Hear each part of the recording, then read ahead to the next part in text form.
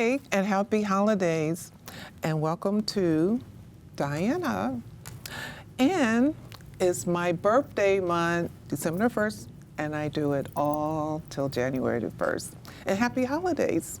Today, I have wonderful two guests here. I have Michael Graves of 100 Black Men in Enforcement, and all the way from Washington, D.C., Ayo Kimathi, social architect. Thank you for coming, gentlemen, and talking with Dianna. Yes. Ayo, I was listening to the interview before you came on my set, and I knew I had heard of you, and I love what you were talking about. So let's talk about what type of projects you're working on. And you have, you're on YouTube, you're on the internet, you have tapes and videos, and what is this social architect is about? Social architecture is basically, in a nutshell, when a community or a nation has social problems and ills that it sees that are either coming or they're already there, and they don't know how to fix it. They really don't have places to go. And what we did, we realized after years, over 20 years of doing things in the Black community, looking at some of the social ills that are being pushed in the Black community, we realized people needed a way to fix it, to know what to do, to even understand how it's happening and how to organize to prevent that. And in my travels back and forth to the African continent, many of the African nations and their leadership, kind of different than it is here, they're very definitive, and they actually put money up to say, we want to protect the culture. We want to remain Africans. You know, we want to know what we can do to preserve our original culture.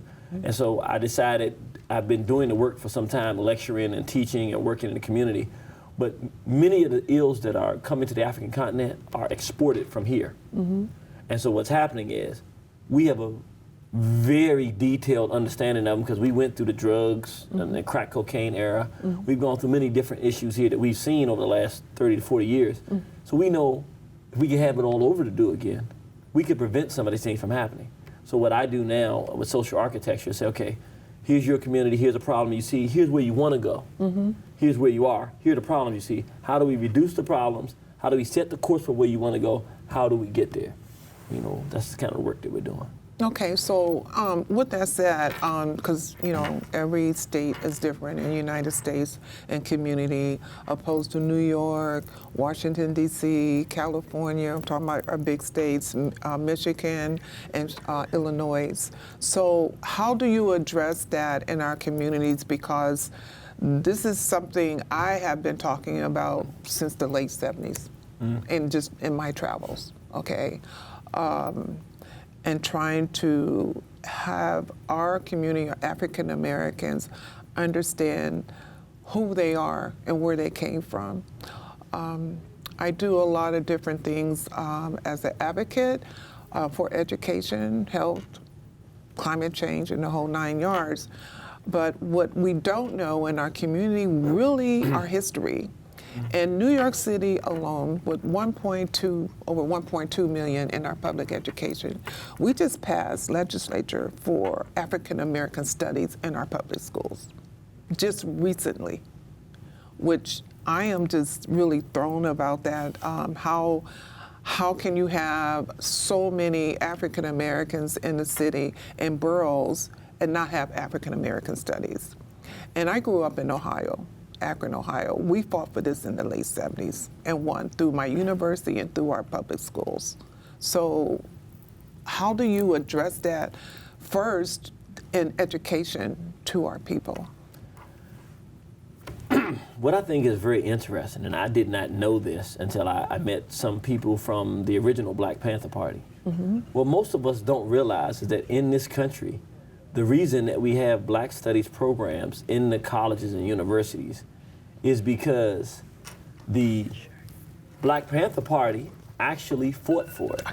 So this was not something that was already known and that this country had had. And so I bring this point up for the point that I think it's important for us to understand that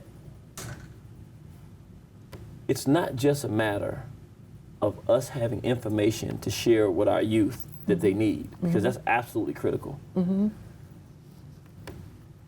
This country understands that when black people get the right information, it causes a change.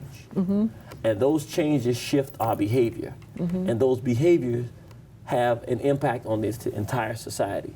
So that can relate to economics, because once we start getting the knowledge of self and understanding who we are, we start wanting to do for ourselves. We start wanting products that promote more of who we are and what we believe in. We start wanting to support one another. We start changing and shifting the things we do.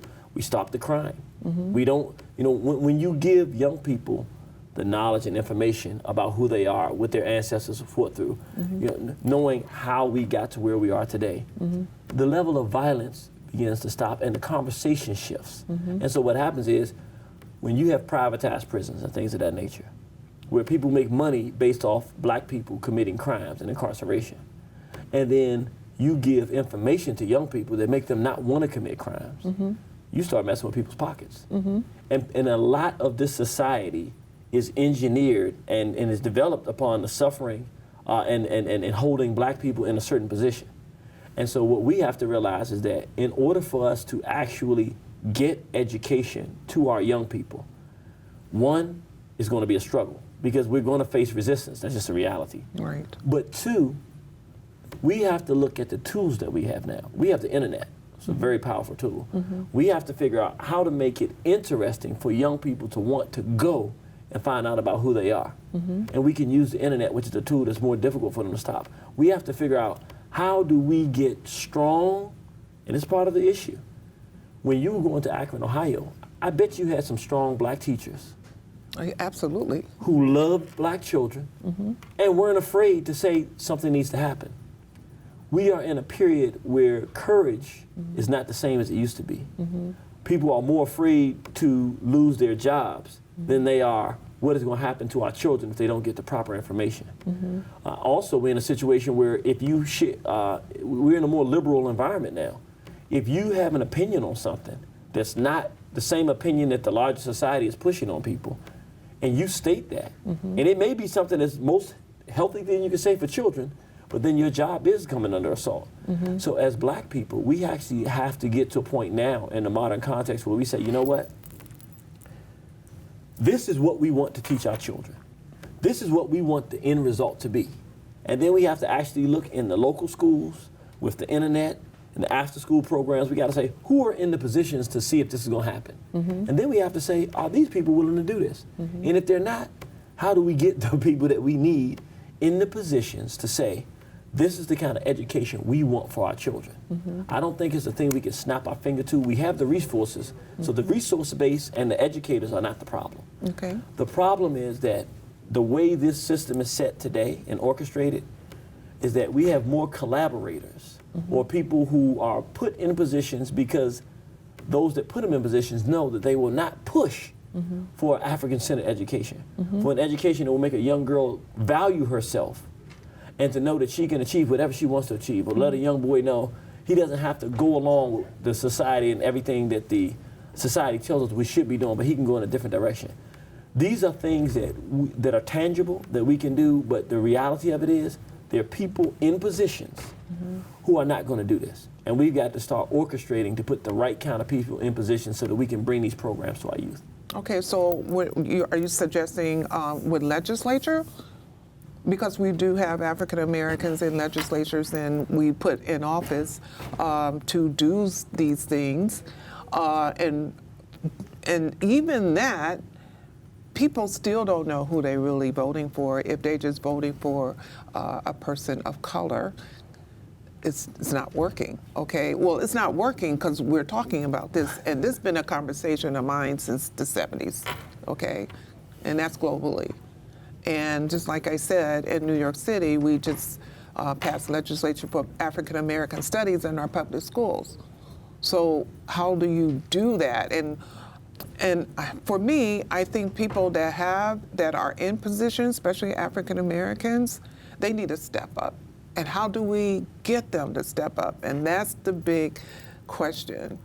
And Mike, you're in law enforcement where we're talking about privatized prisons.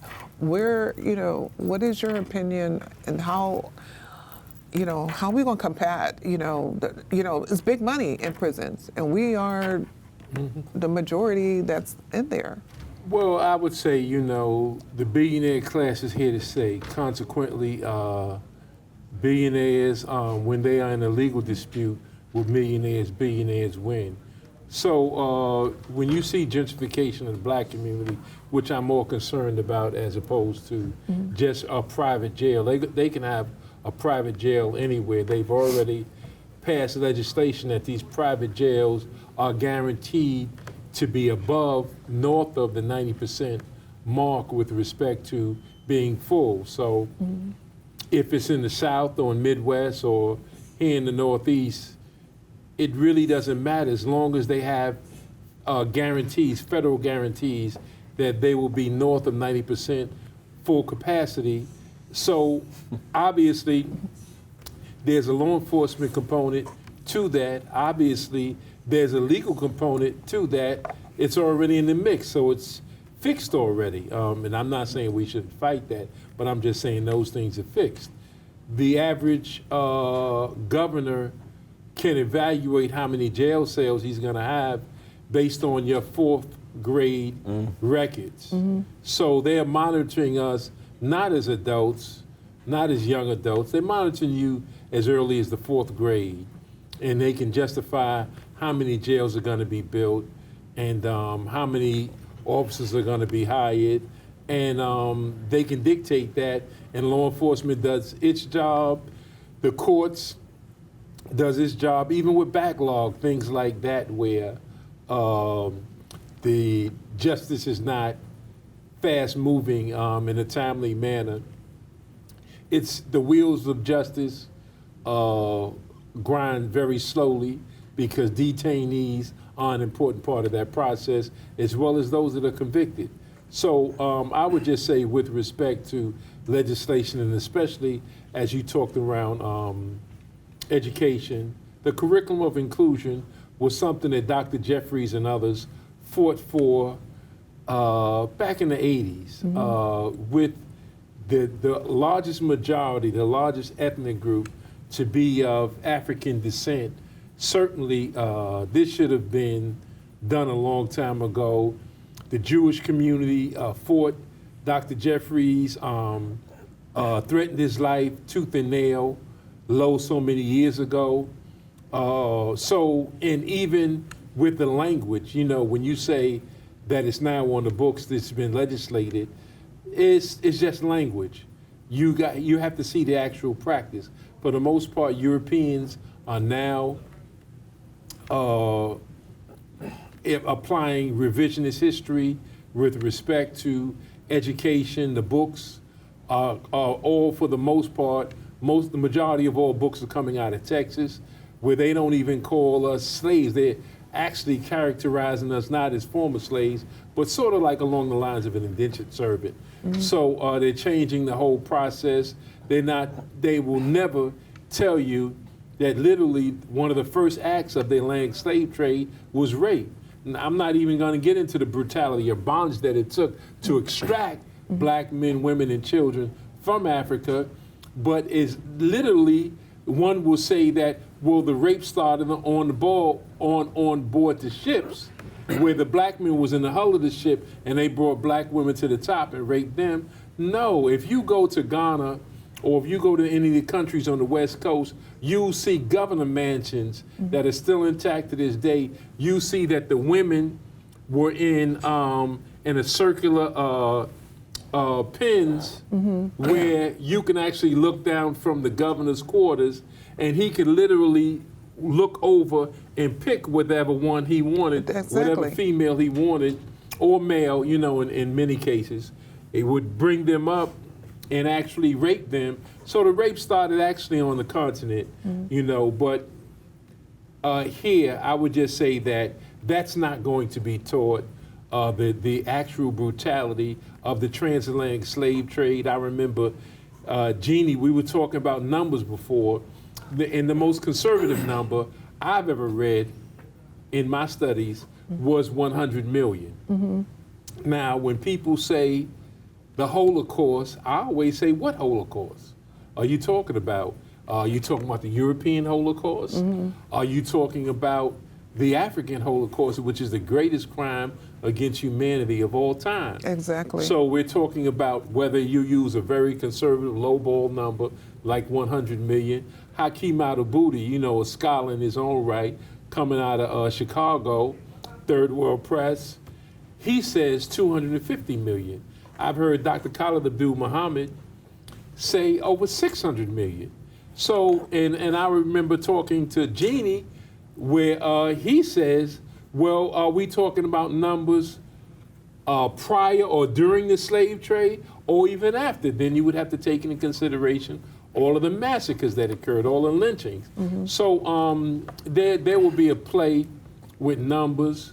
Numbers will be smudged in all sorts of ways. So when we say that there's going to be African American history as part of the curriculum now, you still will have to have safeguards to ensure it's not revisionist history. And certainly you're going to need teachers that care. You know, in the song, "He Ain't Heavy, He's My Brother," it's a line in that song that says, you have courage enough to care. Well, we don't have enough brothers and sisters that have courage enough to care.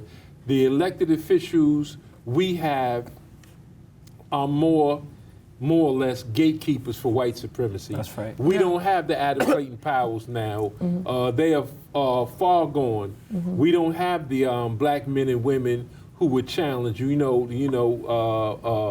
white supremacy at its zenith, and certainly those that we had, whether it's the Martin Delaney's, Gabriel Prosser's, and certainly Bishop McNeil Turner, Henry Allen Garnett, and others, that challenged literally coming out of the womb from the day they were born and fought all the way to the grave. We don't have those types now. When we had one black man in Congress, actually, well, Dawson was before Adam Clayton Powell, but when we had Adam Clayton Powell, he did more than the entire Congress, the black, what do they call it, Congressional Black Congress. Yeah. He did more than them, and I think that's about 39 or 40 people, or maybe even 42 now, whatever it might be, the number. It's insignificant when you look at between their parties and hanging out and collaborating with white supremacists. And Adam Clayton Powell gave him hell every day he was on the Hill. So I would just say that having black city mayors in major cities or in small towns is no guarantee that our people will be safe. More black little girls are missing now, coming up missing in more cities than ever before.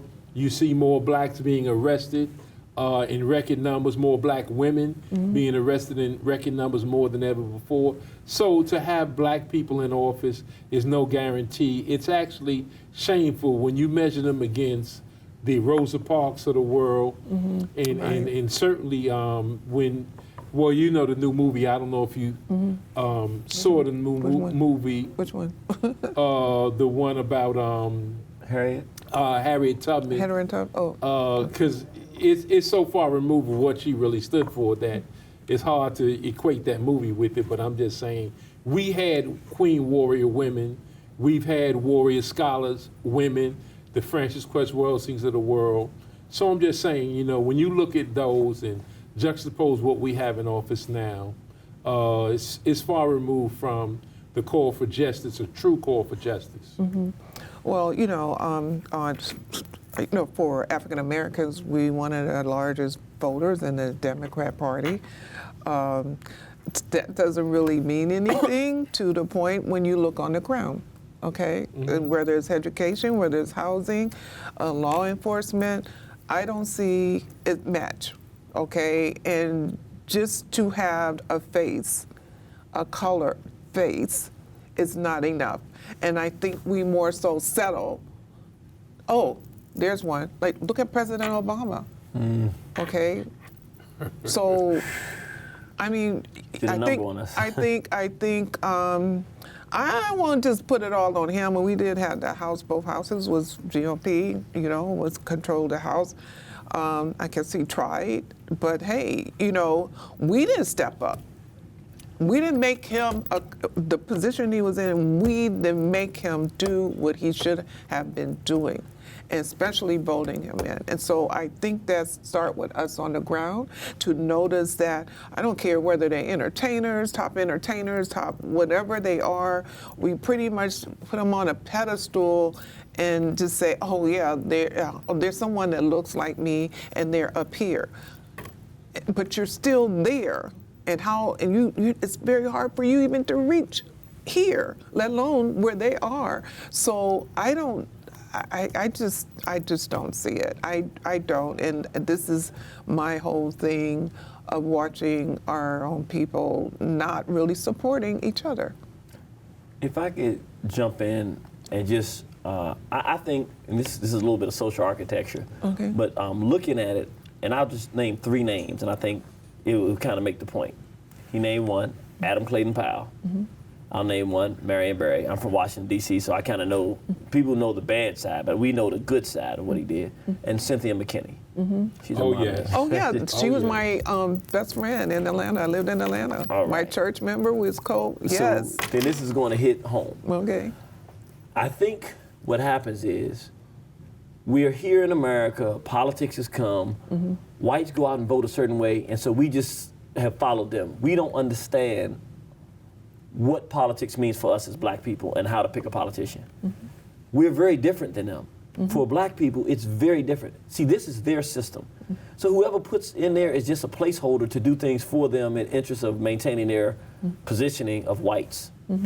That's not what we're doing. We're trying to change things. So we're not looking for placeholders to keep the positioning the same way it is. If you look at Adam Clayton Powell, if you look at Marion Barry, if you look at Cynthia McKinney, what they have in common is before they came in, they were already freedom fighters. Yes. They were born, they were raised as freedom fighters. What we have to, even Marion Barry was so bad, he hated politicians, he hated politics. The people said, yeah, you hate it, but you are so organized. If you get in there and you get the power, then instead of talking about the problems that are in the community, you can control them. You can give the people the money. Marion Barry single-handedly created the wealthiest black suburb in this country, PG County. 7 of the 10 wealthiest black neighborhoods in this country are in PG County. He did that by literally turning over the government of District of Columbia, the most powerful nation in the world, to black people. But he started in SNCC. See, he wasn't a political person that wanted to be a politician. He was a freedom fighter who we convinced to go into politics. What we haven't realized is the new paradigm, not new, but what will work for us. It is not waiting to see what group of black people get up in front of us and sell us a story now. We need to find a black person who's already fighting for black people. They don't have to have any political sophistication whatsoever. If they fighting for us and helping our people in our community and doing the right thing, we have to have someone with the intelligence and the strength and the courage to go there. Then we, like you said, the people, we take the responsibility of surrounding them and say, okay, look, you're gonna run, we're gonna get you in. Because we know no matter what happens, you're gonna fight for us. And we're gonna surround you with, you need a person that can do the finances, we'll give you a good finance person. We'll surround you with, the law enforcement will help you pick the right police officer to make sure that you're safe. And we'll do all of that as the community. But you're gonna be in that position because you're gonna always look out for our interests. That's what we had in Adam Clayton Powell. We didn't have to do anything to make Adam Clayton Powell do for us. That's right. It was who he was. That's right. And then we were able to Exactly. rally behind him, and then it worked. Marion Barry, the same thing. What was unfortunate about our sister Cynthia McKinney, the people did rally behind her, but when they started to gerrymander her district and doing all these things, That's right. the people just they weren't really, there. they just totally, I was there. That's right. So you were there, All and right. you'll know if we would have had enough people and enough understanding that this is a one. Like, this is one of those ones when you get once every 20, 30 years that has the sophistication, the knowledge, the background, everying to do, and she's a courageous person, a fighter. Yes, yes. If we had gotten the right backing behind her, she could have been a governor of a state right now, or even higher than that. What we have to do is realize that's how we're going to change our political landscape. It's not like we need to do what they do. We need to select our politicians, meaning we don't even need to look in politics. Who would be right if they had a position like that? We decide on it, and we put them in the positions, and then we'll have whatever we want in our school system because they'll let us do it. We'll Right. figure out how to get it done. Exactly. So I agree with you. But who's the next person? I mean, I'm out there, I watch, I watch. But There are some really, really great on the ground that, African Americans out there that will fight. I mean, we have them in the city. We have pretty much in every city to a certain extent into their communities. But like you said, we have to say, this person gonna take us there. Okay? But that's not traditional. That's not traditional in electoral politics. They know what a consensus candidate is. Mm-hmm. A consensus candidate is one who hasn't gotten his nose dirty, hasn't ruffled any feathers in the white community. Our people are so well trained, we know what's acceptable to whites. Mm-hmm. And we will not bring in a black person, let's say hypothetically, a Khalid Abdul Muhammad. We would not push him to represent us in Congress. We certainly wouldn't want him to be the mayor. We would find somebody more palatable to whites to run. Somebody that has no history of taking up black causes. Unfortunately, that's the state of affairs, not only here in New York. Anywhere you go, we find people that will not be offensive to whites and say that's a good enough candidate. We don't find warriors who are fighting in the streets every day, not only for our survival, but for justice issues, issues around fair housing, gentrification and all of these things. We don't find that person. We know what they're doing, and we're glad that person is doing it. But when it comes to an elected official, we tell that person, keep doing what you're doing. We don't elevate that person, which is what we should do.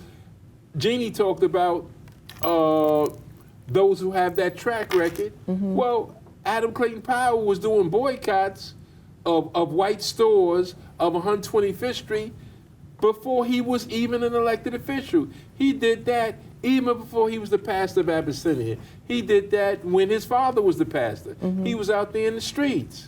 We need that type of leadership. And unfortunately, the ones we pick do nothing because they never did anything.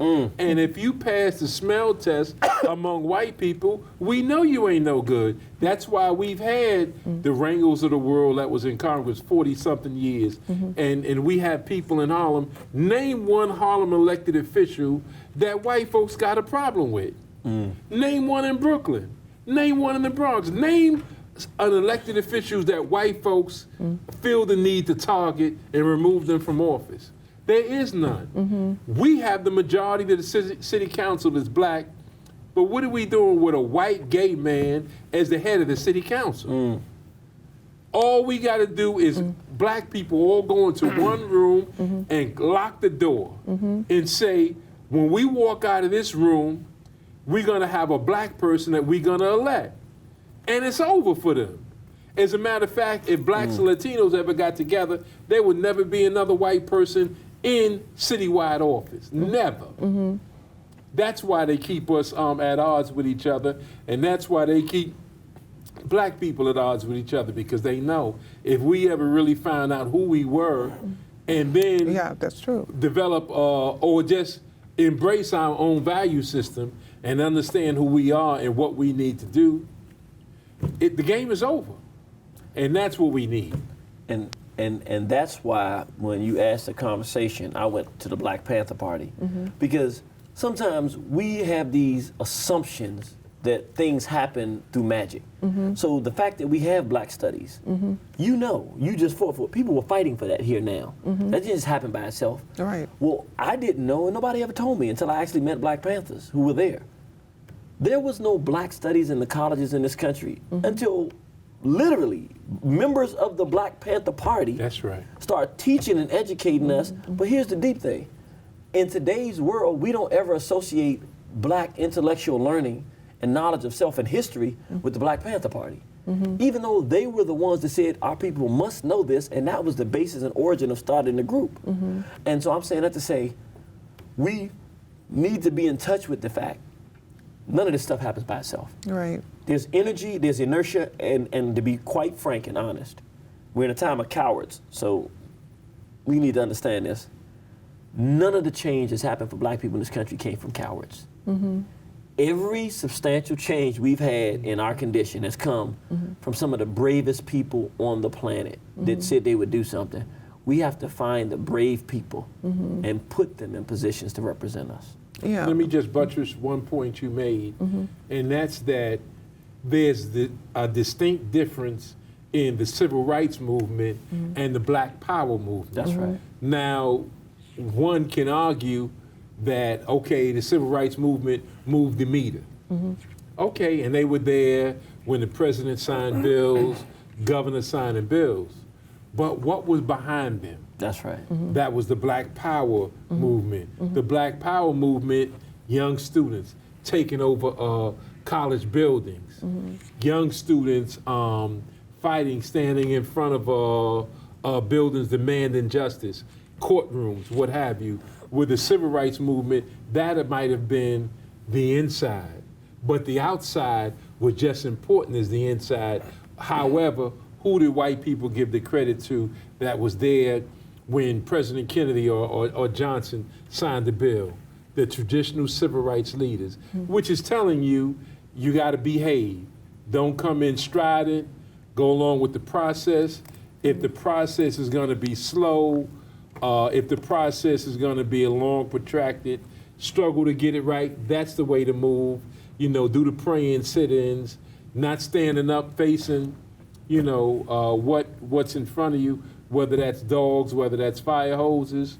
You know, so I'm just saying that to say that the traditional civil rights movement got so much credit, and they did not credit the Black Power movement. They didn't credit the SNCCs of the world, Black Panther Party, Republican New Africa, so many other organizations that took very strident positions as opposed to NAACP, Urban League, CORE, and, you know, organizations like that. Well, even through Martin Luther King, his backing was SCLC. Yeah. Yeah.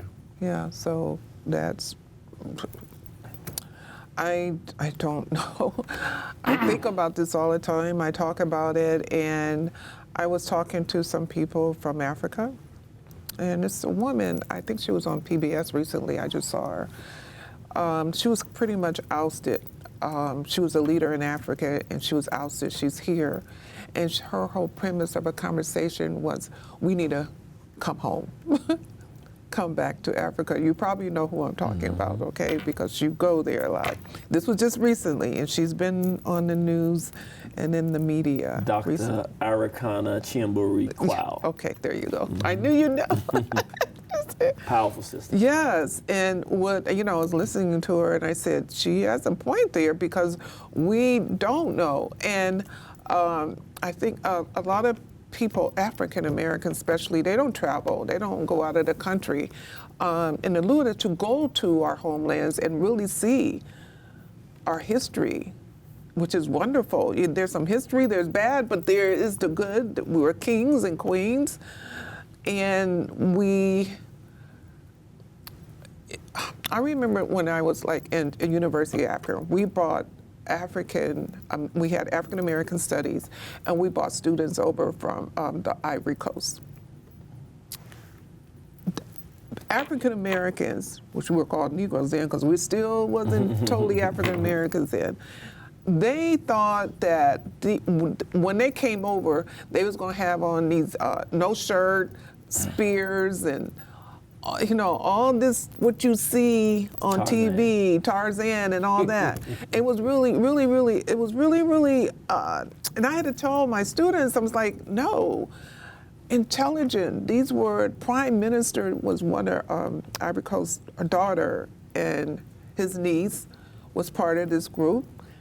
And you know, they came in, I think miniskirts was out then in the 70s, they were all miniskirts and all that, but they spoke 5 different languages, and predominantly French. So that was awakening, but this is a university that we had to fight for this, and they ousted the program. It was supposed to go on, and that was the 1 year. it took us a long time. Our Upper Brown program, our African American Study program, which was vice president. I worked for the vice president of African American Studies at the University of Akron. And they did a lot. I'm talking about in the 70s, when I think about one of the most racist state and city, and to come here in New York when they said, telling me in education committee, we're passing African American studies here. I'm like, what? This is just 2 years ago. Where are you? I mean, just what? I was speechless. I'm still speechless when I talk about it. What were you guys doing? And I've been coming here since a baby. I thought, everybody. I saw these great African Americans in the arts and everything. And I just said, wow, they really got it together. And here I am in education fighting for something. In a lot of states I've been in, they already done it 30 and 40 years ago. Well, and we know is a racist state. Yeah. Ohio is. I call it KKK country USA. It is. Honey, that's what I call my state, and I know. Okay, I know it. Believe me, the guy who ran for governor, what's his name? Oh God. From the governor, the former governor who ran for president against Trump and all of them. Was that Casey you talking about? What's his name? Casey, is it Casey? Casey, something like that. Not Kucinich. He was a congressman. I'm talking about the guy who was the governor. With all the mass shootings, with all the heinous police shootings in his state, and he ran, and the people were calling him a real nice guy. That shows you how strong he is. I mean, and we know what happened with the brother Crawford at a Walmart, when he was, and that's an open carry state, by the way, and he was just looking at an air rifle and picked up an air rifle, and a white woman called in that a black person had a gun, and the police came in, combat style, and rode right up to the aisle where he was at and killed him on the spot. And he was examining the weapon while he was on his cell phone. And so that only shows you that. Well, that shows you they haven't came that far, but our Cleveland Mayor Stokes did a lot. I mean, really, for that community. I mean, really. I'm fighting for civil rights before I have this position. And that's what they did. Right. He was the first black mayor of Cleveland. Yes. Yeah, and I'm telling you, he did a lot of work in that, with all the racism and everything else, he did a lot of work. So we're not looking at those same people that really fought for us that were, as far as politicians. We're in a new breed of politicians now, and it's not, they're not looking out for us. I really don't feel they're really looking out for us, I think that we're in a different era that breeds a whole different personality in black people. So in other words, if you're talking about the 70s, then you're talking about a period that comes out of the 50s, where you had mothers and fathers in the household, or at least a man and woman in the household. Yes, exactly. An extended family, some basic decorum, self-respect. There were rules. There were so many things that at the time we might have taken them for granted. Looking back on them now, though, they're critical to the proper formation and development of a people. Those were things we had intact. I grew up in a time, I didn't meet my father until I was 27 years old. I didn't have a father there. There was still some degree of decorum, but after the gangster rap stuff came out, everything like that, that all disappeared. Respect for women went out the door for that. So we grew up in a time period where these things that's supposed to mean so much just in basic character values and things of that nature have been eroded. So when you start looking for that next generation of people to care about things of this nature, it's difficult to find them because we don't even have, then again, go back to the 70s, when you come out of the 50s, you came out of a segregated environment where your teachers were black, everything was black. You knew you were black. And you either didn't respect that or you learned to appreciate it. We came up in an environment where you're being told that your color doesn't matter, everything's gonna be okay. And so now when we get up and realize everything's not okay, we haven't really properly been prepared. And certainly my generation has not properly prepared our children for the real world that we're in. So I don't think that we're going to just find a bunch of breed of politicians that are going to pop up, nor a breed of teachers, nor a breed of fighters. I think what we're going to end up really realizing we have to do, and that's part of what social architecture is about, is saying, okay, what is the end results that we're looking for? Okay, so we want people that properly represent us in there. How are we going to get them? Then we're going to have to realize that we're going to have to make them. That they're not going to just present themselves. We have to find people with the basic tools, basic character, like he said, that haven't committed so many things wrong that they're going to be beat up in politics, and a person with some courage and some basic dignity, and that cares about our people. And then we have to agree as people, let's make them a politician. And instead of them serving us, we're going to put them in a position to do what we want them to do. And because they have the courage that they need and the basic loyalty to our people, we can get that done. It's not going to present itself, though. Well, it's not, and who's going to do that? I don't know. I do listen to. There's a young brother on. I listen to YouTube a lot. Riza. Okay. Riza. He's just. I love what he says. He says what it is. And Farrakhan is now blocked off social media, some parts of social media, just speaking the truth. And these are people that, if you talk to African Americans, they hear the other side, they're white haters or what all these other things, and not really listen to their message and understanding where they're coming from. You know, I'd like to say something about that. The Nation of Islam has the longest track record of redeeming our people, changing our people. 1930.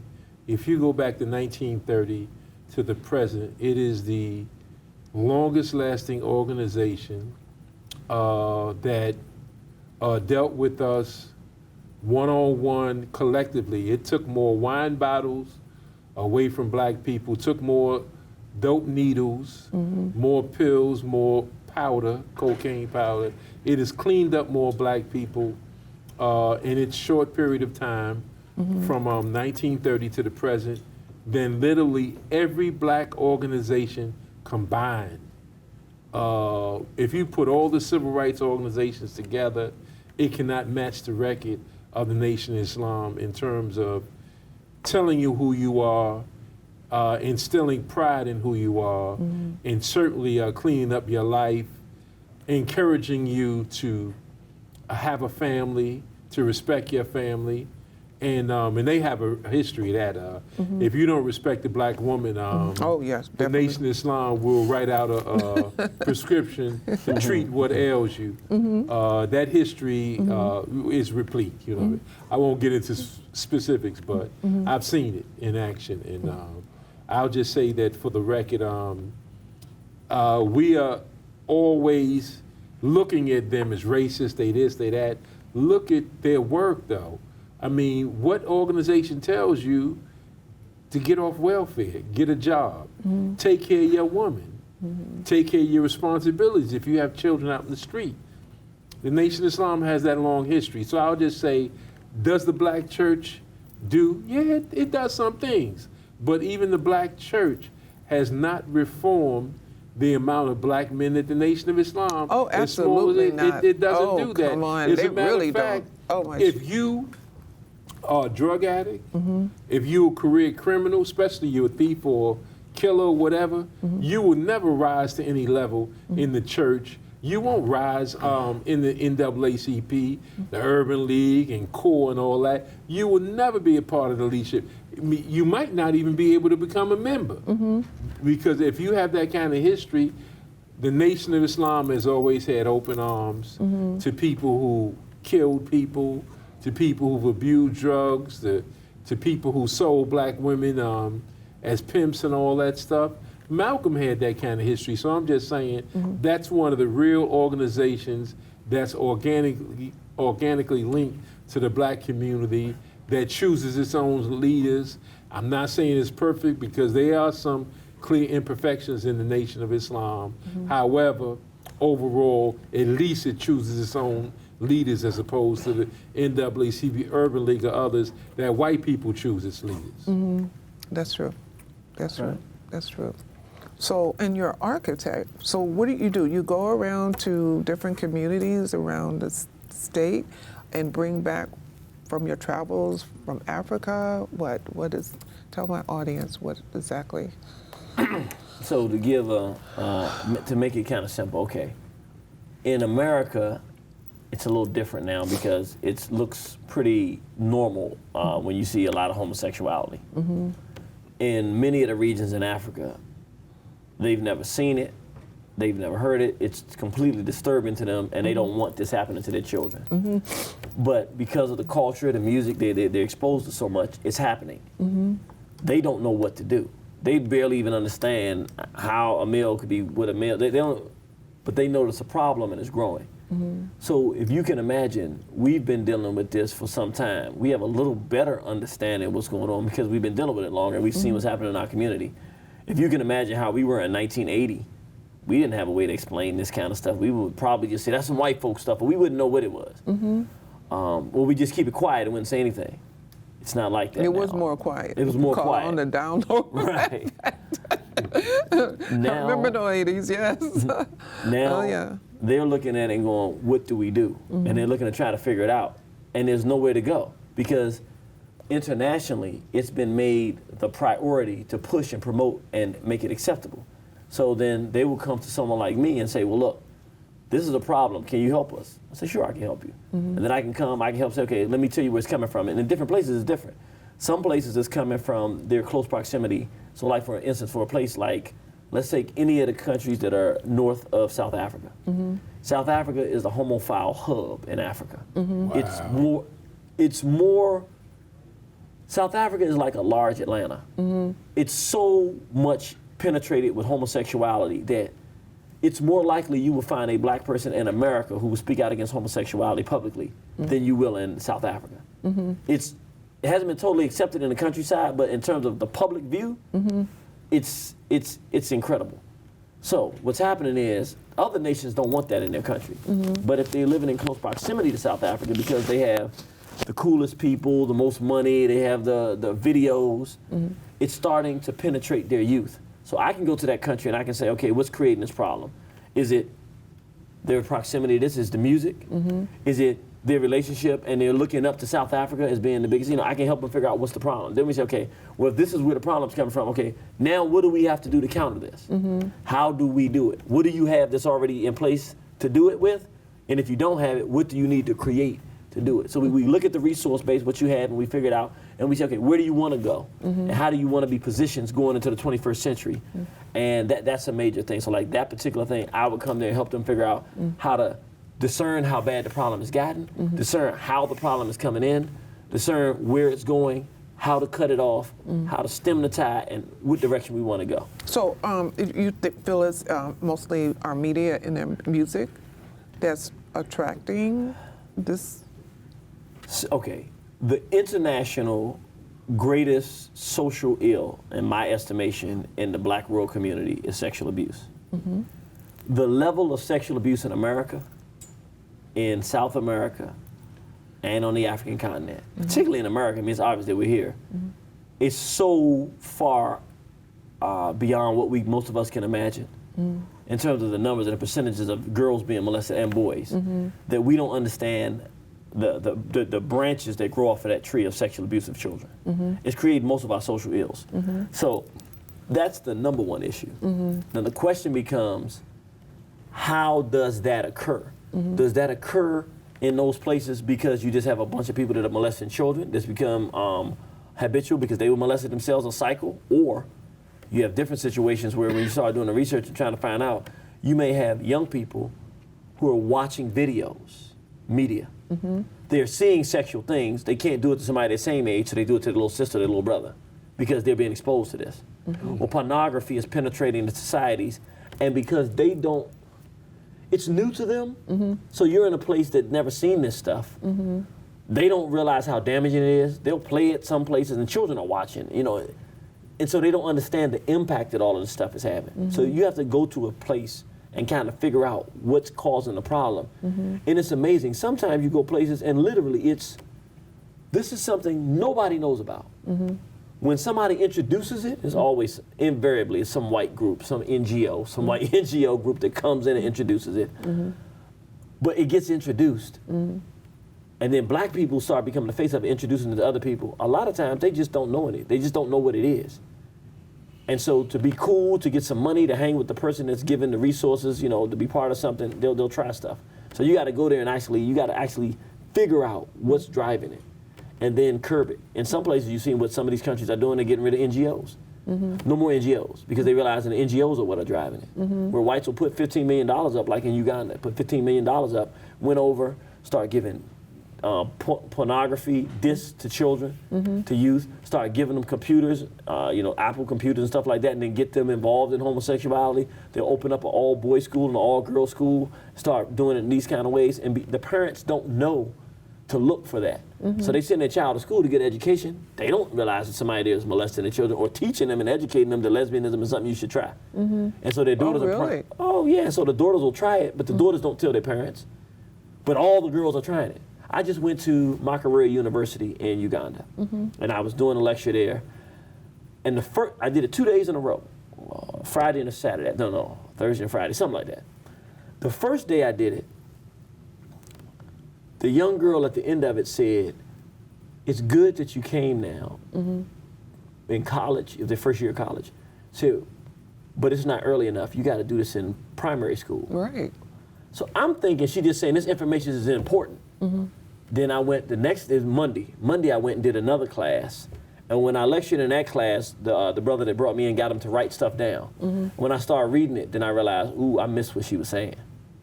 This sister said, I was my last 6 years, my life of my last 6 years, meaning she was involved in that, was from primary school to now. She said, we were surrounded by lesbians and we didn't know any different. She said, if you're going to stop this, you have to come way before college and you have to get in and help us understand at a much earlier time period what's happening, because that's all that's surrounding you in your schools, and nobody has any problem with it, and even knows, they don't even have a name for it. It's just the girls are now experimenting with this stuff and nobody says anything. So it's not that it can't be stopped. It's that I'm coming into their college and I'm lecturing on the problem, not having any idea how deeply it's penetrated, that the girls are going, well, why are you coming now? You should have told us a long time, we didn't know. You mean there's not even an African word for lesbianism in some African languages? No, the only thing they got is homosexuality. Like, and they only getting that from this word here. True, like, they don't have no idea. That's an alien culture. Totally alien. And so they're literally, I want you to imagine, these are young, vibrant African students at the, some people say it's the best university in Africa, but definitely in East Africa, you know, Makerere University has a reputation. People send their children there from all around the African continent. And these young people are telling me, and these are what the young sisters are saying. The brothers don't say as much, but the young sisters are saying, why are you coming now? Not that we don't want you here, but we had no idea. And we're deeply involved in this now. These are 18-year-olds. And see, no one is, that's why we have social architecture, because, see, and this is something that's hard for people to see. It's kind of, you got to be able to visualize. They have tested, we're the test dummies, 50 million black people in America. Over the last 40 years, they have done a lot of tests on what they can do to break down the African tradition. Because what we didn't realize, even coming out of the 70s, we were still African. We might not have called ourselves that. Mama, grandma, grandpa, extended family. The lady next door was, you know, her children were your brothers and sisters or your cousins. This is an African system of, it takes a village to raise a family. We still had those things, those pieces. They systematically deconstructed us to what we are today. All right, that was done. That wasn't something we did. That was something that was done to us. Exactly. That process to get us to accept homosexuality, lesbianism, and then the color purple, and all of this stuff that they've done to us, the drug use and all this.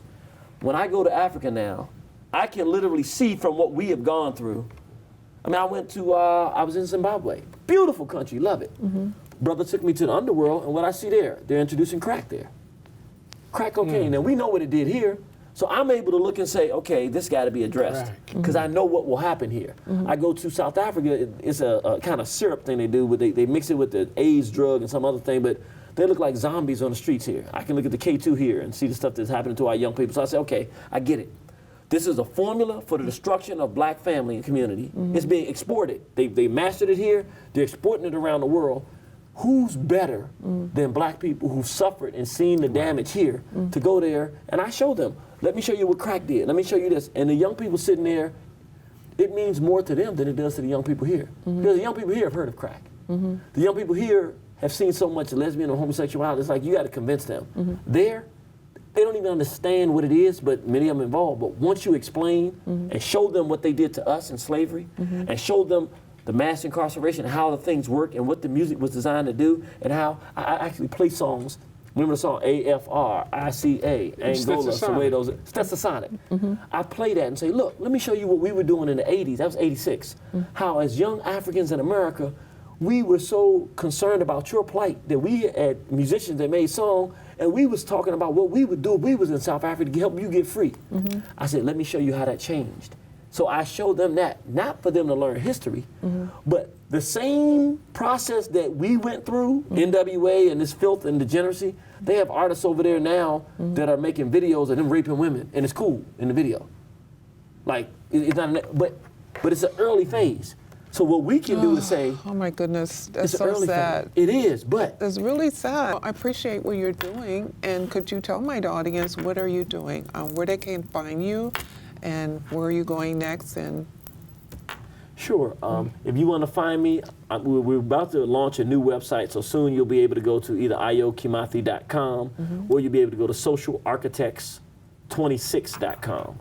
But right now, if you just want to get some of our DVDs, you can go to waronthehorizon.com and go into our store so you can see our DVDs, or you can go online to YouTube, Irritated Genie Speaks, and we have a whole channel where you can see us in different African countries and see the work that we're doing, even in America. I mean, we do all the, anywhere in America, people bring us out, so people can find us that way. You can also find us on Facebook, Irritated Genie of Southeast. You put in Irritated Genie, it'll pop up, of Southeast, and that's my webpage, my Facebook page. You can like it and follow it, and then you can see things that, like, we get something like this and put this up and introduce our people to great work that people are doing around the world. well, thank you. And Mike, what projects are you working on, and where can we find you? Well, we still do what to do when stopped by the police. We have a lot of young people in this city that need some direction. Certainly, their martial spirit does not allow them to be disrespected by police officers. However, we want them to get back to their families. So you're 14, 15, 16 years old. We don't want you to have a confrontation where you might lose your life or you might get arrested. We want you to do everything, the basics, whether it's if you're ordered to put your hands on the wall, put your hands on the wall. If you're being disrespected, you could go put in a complaint at 26 Federal Plaza. We don't want you to go to that officer's precinct because it's going to turn out bad for you. If you want to put in a complaint about a police officer in that very precinct, you would go with your loved one, your pastor, your lawyer, guardian, to another precinct